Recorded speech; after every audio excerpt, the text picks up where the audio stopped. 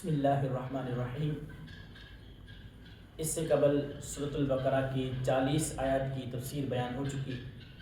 آج ہم آیت نمبر 41 کی تفسیر بیان کریں گے۔ اللہ رب العزت نے ارشاد فرمایا وَآمِنُوا بِمَا أَنزَلْتُ مُصَدِّقًا لِمَا مَعَكُمْ، اور ایمان لے آؤ اس پر جو ہم نے نازل کی، جو تصدیق کرنے والی ہے اس کی جو تمہارے پاس ہے۔ اس آیت کریمہ میں اللہ رب العزت نے بنی اسرائیل کو قرآن پر ایمان لانے کا حکم دیا ہے۔ ہونا تو یہ چاہیے تھا کہ ڈائریکٹ اللہ تعالیٰ بنی اسرائیل کو حکم دیتا کہ تم قرآن پر ایمان لے آؤ، لیکن یہ نہیں کہا، بلکہ یہ کہا کہ یہ قرآن تمہاری پاس جو تورات ہے اس کی تصدیق کرنے والی ہے، لہٰذا اس قرآن پر ایمان لے آؤ۔ تو اس کی وجہ یہ ہے کہ جب دعوت و تبلیغ کا کام کیا جاتا ہے تو اس وقت جس کو دعوت دی جاتی ہے یا جس کو تبلیغ کی جاتی ہے تو اس کو اپنائیت کا احساس دلایا جاتا ہے کہ یہ کوئی اجنبی کتاب نہیں ہے، بلکہ یہ کتاب تمہاری کتاب کی تصدیق کرنے والی ہے۔ جیسے اگر ہمیں بتایا جائے کہ فلاں کتاب فلاں انگریز نے لکھی ہے، بہت اچھی ہے، تو ہم اس پر اتنا خاص توجہ نہیں دیں گے، لیکن اگر اس میں بتایا جائے کہ اس میں قرآن پاک کی تعریف ہے یا رسول اللہ صلی اللہ علیہ وسلم کا تذکرہ ہے تو ہم شوق سے اس کتاب کو لے لیں گے، پڑھنے کی کوشش کریں گے۔ تو اسی لیے جب دعوت و تبلیغ کا کام کیا جاتا ہے تو اس وقت اپنائیت کا احساس دلایا جاتا ہے۔ تو قرآن پاک نے بنی اسرائیل کو اپنائیت کا احساس دلانے کے لیے یہ بتایا کہ قرآن تورات کی تصدیق کرنے والی ہے، لہٰذا قرآن پر ایمان لے آؤ۔ اب سوال یہ پیدا ہوتا ہے کہ تورات کی دو کیٹیگری ہیں۔ ایک تورات وہ ہے جو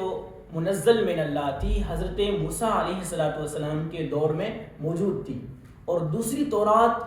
جو قرآن کے نزول کے وقت بنی اسرائیل کے پاس تھی، جو حضرت موسیٰ علیہ السلام کے دور میں تھی وہ تو منزل من اللہ تھی، لیکن جو رسول اللہ کے دور میں جو بنی اسرائیل تھے ان کے پاس جو تورات تھی وہ محرف شدہ تھی۔ تو سوال یہ پیدا ہوتا ہے کہ قرآن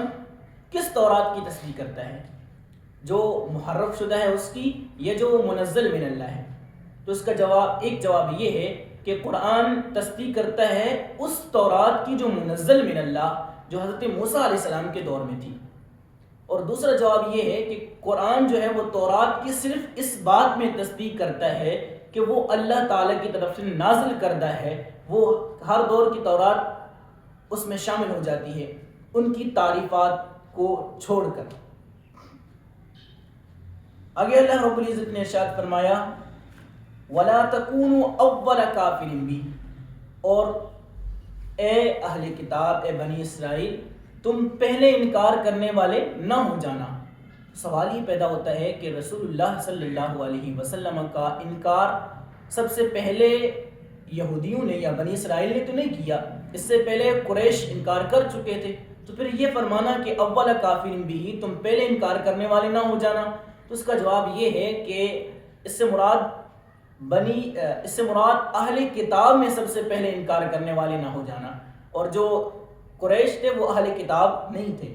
اور اس لیے بھی تم پہلے انکار کرنے والے نہ ہو جانا کہ تم اس سے پہلے اوس اور خزرج کو یہ دھمکیاں لگا چکے ہو کہ آخری نبی آئے گا تو ہم اس کے ساتھ مل کر تمہارے ساتھ جہاد کریں گے اور تمہیں ختم کریں گے۔ تو اب وہ نبی آ چکا ہے، اب تمہیں چاہیے کہ جس نبی کا تم انتظار کر رہے تھے اس پر ایمان لے آؤ، نہ کہ تم پہلے انکار کرنے والے ہو جاؤ۔ آگے اللہ رب العزت نے ارشاد فرمایا وَلَا تَشْتَرُوا بِآيَاتِي ثَمَنًا قَلِيلًا، اور میری آیات کو تھوڑی قیمت کے بدلے نہ بیچنا، وَإِيَّايَ فَاتَّقُونِ، اور مجھے ہی سے ڈرنا۔ اس آیت کا دو مفہوم ہو سکتے ہیں کہ آیات کو چھپا کر تھوڑی سی دنیاوی قیمت لی جائے۔ اب قیمت سے مراد یہ نہیں ہے کہ تھوڑی قیمت کے بدلے بیچنا جائز نہیں ہے، اگر زیادہ قیمت ہو تو بیچنا جائز ہے، بلکہ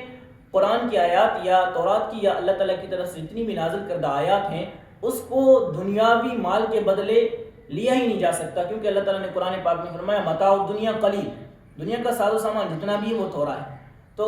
ان کو فرمایا کہ تورات کی آیات کو تھوڑی قیمت کے بدلے یعنی دنیاوی قیمت کے بدلے کبھی بھی نہ بیچنا۔ تو اس کی دو مفہوم ہو سکتے ہیں، ایک یہ کہ آیات کو چھپا کر اس کی قیمت لی جائے، اور دوسرا یہ ہے کہ آیات کو کھول کھول کر بیان کر کے اس کی قیمت لی جائے۔ تو جو بنی اسرائیل آیات کے مقابلے میں جو قیمت لیتے تھے، جو دنیاوی مال لیتے تھے، وہ آیات کو چھپا کر لیتے تھے، کیونکہ قرآن پاک کا بعض کی تفسیر کرتا ہے۔ تو اس آیت کی تفسیر سورہ آل عمران کی آیت نمبر 187 میں ہوتی ہے کہ اللہ رب العزت نے ارشاد فرمایا وَإِذْ أَخَذَ اللَّهُ مِيثَاقَ الَّذِينَ أُوتُوا الْكِتَابَ، یاد کرو جب اللہ تعالیٰ نے اہل کتاب سے پختہ وعدہ کیا، لَتُبَيِّنُنَّهُ لِلنَّاسِ، کہ تم اس کو کتاب کو کھول کھول کر بیان کرو گے، وَلَا تَكْتُمُونَهُ، اس کو چھپاؤ گے نہیں۔ تو دیکھیں اہل کتاب جو تھے اس سے یہ وعدہ لیا گیا تھا کہ تم کتاب کو کھول کھول کر بیان کرو گے، چھپاؤ گے نہیں، تو انہوں نے جو اس کی قیمت لی وہ چھپانے کی قیمت لی، اس لیے اللہ تعالیٰ نے ان سے فرمایا وَلَا تَشْتَرُوا بِآيَاتِي ثَمَنًا قَلِيلًا۔ اس آیت سے بعض لوگ یہ مراد لیتے ہیں کہ قرآن کی تلاوت کرنا یا قرآن پڑھنا پڑھانا سیکھنا سکھانا یا اس کے دعوت و تبلیغ کا کام کرنا، تو اس کے مقابلے میں جو لوگ معاوضہ لیتے ہیں، تو بعض نے اس کا انکار کیا کہ یہ آیت جو ہے وہ اس کے رد میں ہے۔ تو سب سے پہلا اس کا جواب یہ ہے کہ یہ آیت کفار کے حق میں، بنی اسرائیل کے حق میں نازل ہوئی ہے، مسلمانوں کے حق میں نہیں ہے۔ اور دوسرا اس کا جواب یہ ہے کہ وہ جو قیمت لیتے تھے وہ قرآن کو چھپا کر لیتے تھے، جیسے کہ ابھی میں نے سورہ آل عمران کی آیت سے ثابت کیا، وہ کتاب کو چھپا کر لیتے تھے۔ تو ہمارے ائمہ علماء جو اساتذہ جو قیمت لیتے ہیں وہ قرآن کو سکھا کر پڑھا کر سمجھا کر کھول کھول کر بیان کر کی قیمت لیتے ہیں، تو اس میں اور اس میں دن رات کا فرق ہو گیا۔ اور تیسرا یہ کہ رسول اللہ صلی اللہ علیہ وسلم نے ایک حدیث مبارک میں فرمایا کہ جتنی چیزوں کی تم قیمت لیتے ہو اس میں سب سے بہتر چیز کتاب اللہ ہے کہ اس کی قیمت لی جائے۔ اور اس پر علامہ سعیدی علیہ الرحمہ نے اس آیت کی وضاحت میں مکمل تفصیل سے بیان کیا ہے کہ قرآن کی تبلیغ، قرآن کا درس و تدریس اور اس کے علاوہ قرآن خوانی، ان سب چیزوں پہ نظر و نیاز لینا جائز ہے یا نہیں۔ تو اس پر علامہ سعیدی نے اس آیت کی تفسیر میں وضاحت سے بیان کیا ہے۔ اللہ رب العزت سے دعا ہے اللہ تعالی ہمیں قرآن سمجھنے کی توفیق عطا فرمائے۔